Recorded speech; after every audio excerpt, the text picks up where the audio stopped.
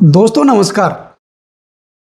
हमारे सौर परिवार में जिन्हें कलयुग का राजा कहा जाता है, एक रहस्यमय ग्रह छलिया, जीवन को पल भर में बदलने वाले, अचानक से घटनाओं को घटित करने वाले राहु धन और प्रतिष्ठा के नक्षत्र घनिष्ठा नक्षत्र में प्रवेश कर चुके हैं।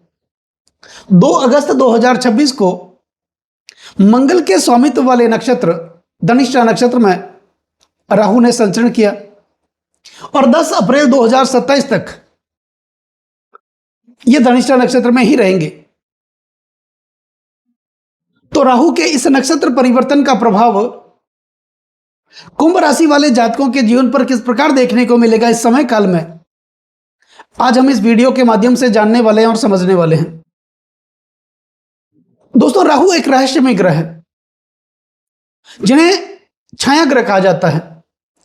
ये जब जीवन में दुख लेकर के आते हैं तो खोज खोज कर लेकर के आते हैं, और सुख लेकर के आते हैं तो भी खोज खोज कर लेकर के आते हैं। इन्हें खोजी प्रवृत्ति का ग्रह माना जाता है।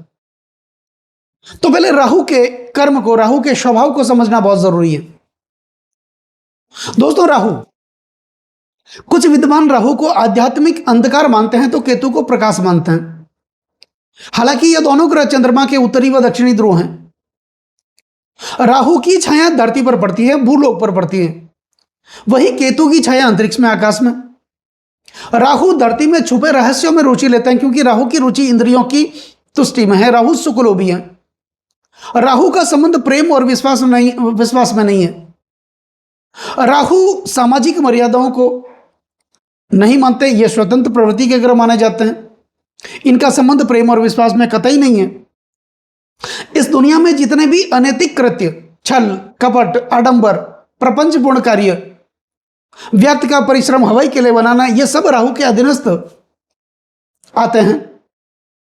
तो ऐसे में राहु का प्रभाव कुंभ राशि वालों पर किस प्रकार देखने को मिलेगा। फिलहाल राहु कुंभ राशि में ही चल रहे हैं। यह राहु की सबसे मन पसंदीदा राशि है। कुंभ राशि के स्वामी शनिदेव हैं। शनिदेव की यह मूल त्रिकोण राशि है और शनिदेव के साथ राहु का मित्रवत संबंध भी है। कुंभ राशि वालों के लिए राहु लग्न भाव में, पहले भाव में चल रहे हैं और ये मंगल के स्वामित्व वाले नक्षत्र में आ चुके हैं। मंगल रज के कारक माने जाते हैं। मंगल अग्नि प्रदान ग्रह है।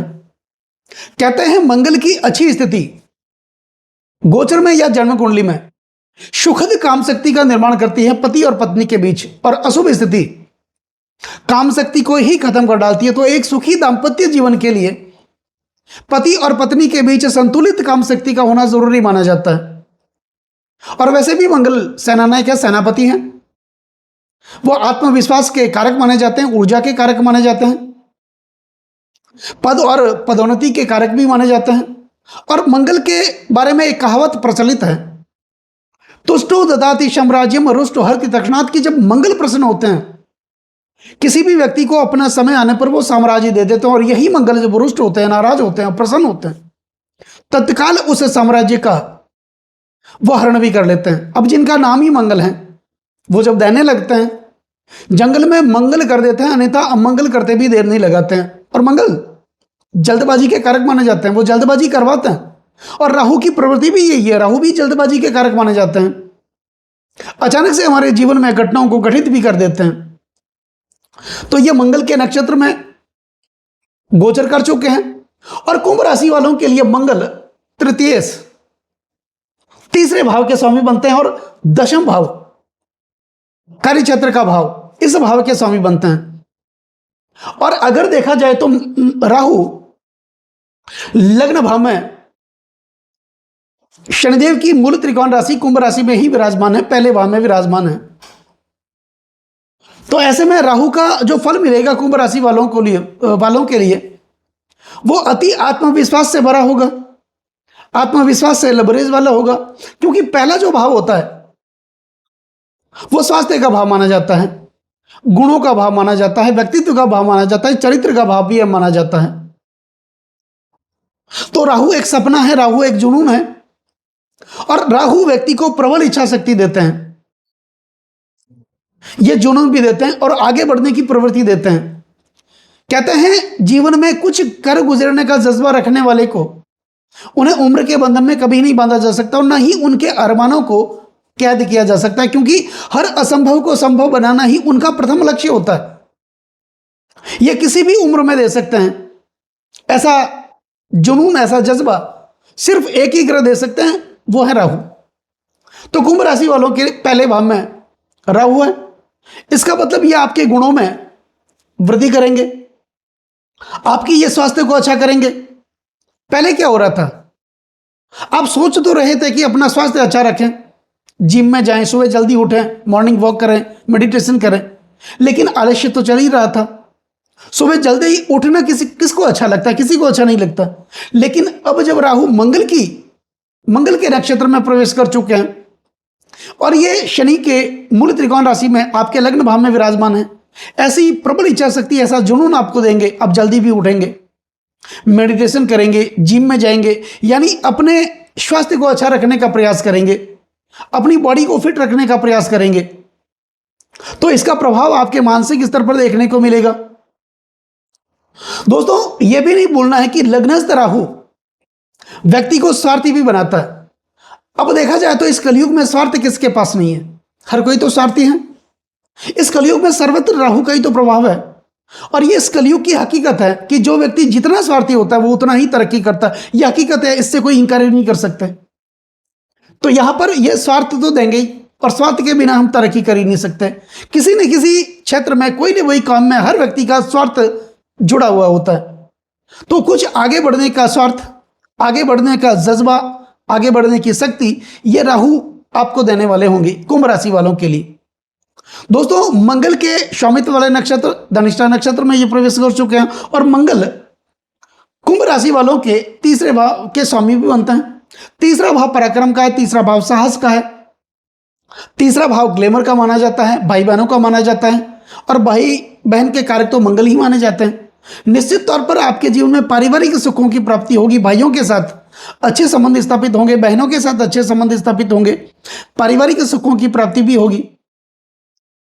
प्रत्यक्ष संपत्ति में अगर किसी प्रकार का पहले से आपका विवाद चल रहा है, फैसला आपके पक्ष में आएगा, यानी एक ऐसी स्थिति बनेगी सब परिवार वाले एक जगह बैठ करके किसी भी समस्या का समाधान कर सके, ऐसी स्थिति राहु बनाने वाले हैं।